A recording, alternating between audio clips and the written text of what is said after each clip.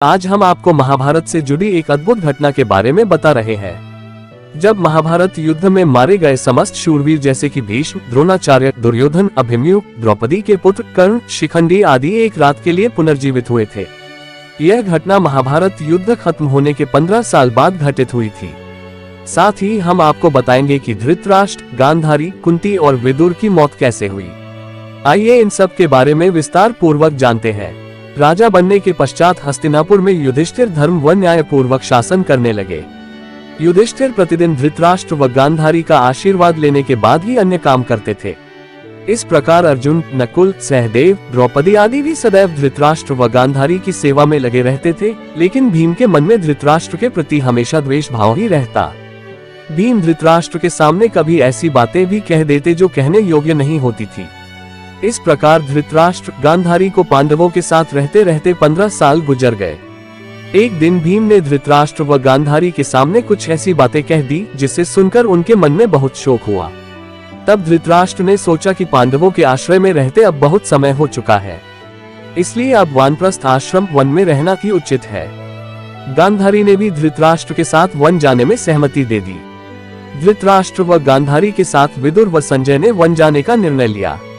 One जाने का विचार कर धृतराष्ट्र ने युधिष्ठिर को बुलाया और उनके सामने पूरी बात कह दी।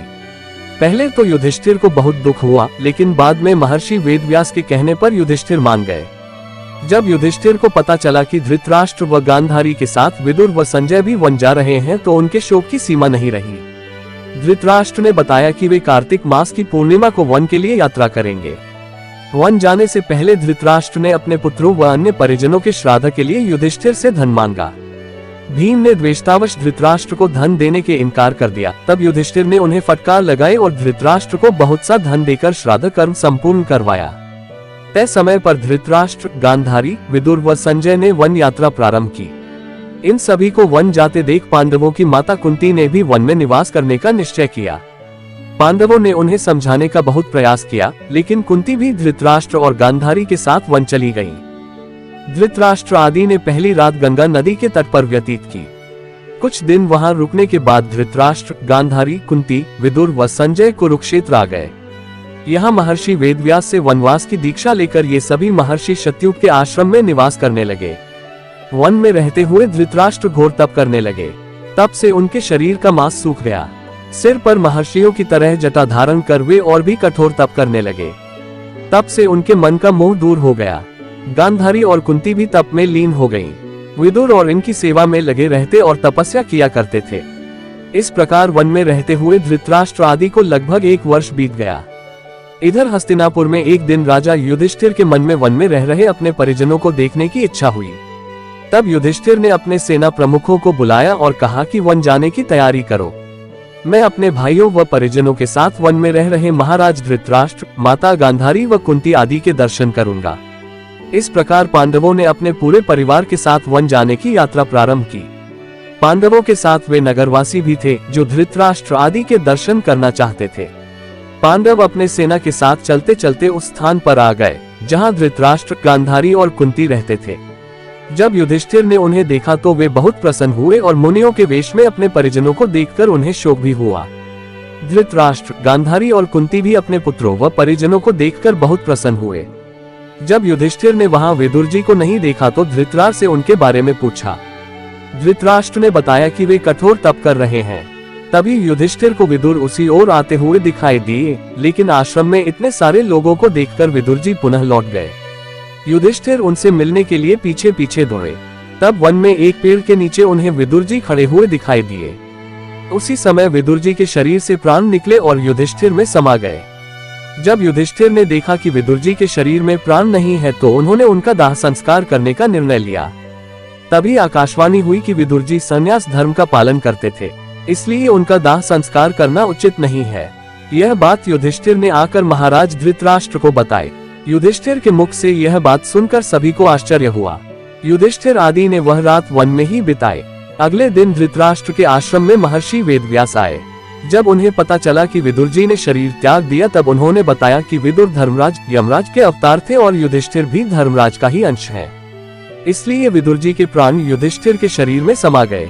महर्षि वेदव्यास ने धृतराष्ट्र, गांधारी और कुंती से कहा कि आज मैं तुम्हें अपनी तपस्या का प्रभाव दिखाऊंगा। तुम्हारी जो इच्छा हो वह मांग लो।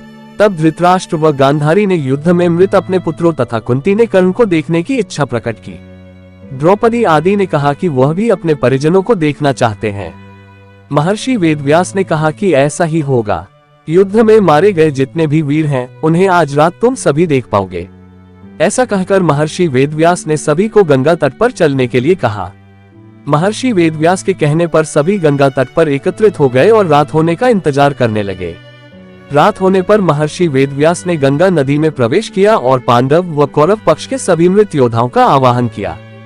थोड़ी ही देर में भीष्म, द्रोणाचार्य, कर्ण, दुर्योधन, दुःशासन, अभिमन्यु, धृतराष्ट्र के सभी पुत्र, घटोत्कच, द्रौपदी के 5 पुत्र, राजा द्रुपद, धृष्टद्युम्न, शकुनी, शिखंडी आदि वीर जल से बाहर निकल आए। उन सभी के मन में किसी भी प्रकार का अंधकार व क्रोध नहीं था। महर्षि वेदव्यास ने धृतराष्ट्र व गांधारी को दिव्य नेत्र प्रदान किए। अपने मृत परिजनों को देख सभी के मन में हर्ष छा गया। सारी रात अपने मृत परिजनों के साथ बिताकर सभी के मन में संतोष हुआ। अपने मृत पुत्रों, भाइयों, पतियों व अन्य संबंधियों से मिलकर सभी का संताप दूर हो गया। तब महर्षि वेदव्यास ने वहां उपस्थित विधवा स्त्रियों से कहा कि जो भी अपने पति के साथ जाना चाहती हैं, वे सभी गंगा नदी में डुबकी लगाएं। महर्षि वेदव्यास के कहने पर अपने पति से प्रेम करने वाली स्त्रियां गंगा में डुबकी लगाने लगी और शरीर छोड़कर पतिलोक में चली गईं। इस प्रकार वह अद्भुत रात समाप्त हुई। इस प्रकार अपने मृत परिजनों से मिलकर धृतराष्ट्र, गांधारी, कुंती व पांडव बहुत प्रसन्न हुए।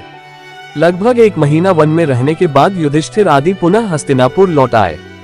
इस घटना के करीब 2 वर्ष बाद एक दिन देवर्षि नारद युधिष्ठिर के पास आए। युधिष्ठिर ने उनका स्वागत किया। जब देवर्षि नारद ने उन्हें बताया कि वे गंगा नदी के आसपास के तीर्थों के दर्शन करते हुए आए हैं, तो युधिष्ठिर ने उनसे धृतराष्ट्र, गांधारी व माता कुंती के बारे में पूछा। तब देवर्षि नारद ने उन्हें बताया कि तुम्हारे वन से लौटने के बाद धृतराष्ट्र आदि हरिद्वार चले गए। वहां भी उन्होंने घोर तपस्या की। एक दिन जब वे गंगा स्नान कर आश्रम आ रहे थे, तभी वन में भयंकर आग लग गई। दुर्बलता के कारण धृतराष्ट्र, गांधारी व कुंती भागने में असमर्थ थे। इसलिए उन्होंने उसी अग्नि में प्राण त्यागने का विचार किया और वहीं एकाग्रचित होकर बैठ गए। इस प्रकार धृतराष्ट्र, गांधारी व कुंती ने अपने प्राणों का त्याग कर दिया। संजय ने ये बात तपस्वियों को बताई और वे स्वयं हिमालय पर तपस्या करने चले गए। धृतराष्ट्र, गांधारी व कुंती की मृत्यु का समाचार जब महल में फैला तो हाहाकार मच गया। तब देवर्षि नारद ने उन्हें धैर्य बंधाया। युधिष्ठिर ने विधिपूर्वक सभी का श्राद्ध कर्म करवाया और दान दक्षिणा देकर उनकी आत्मा की शांति के लिए संस्कार किए।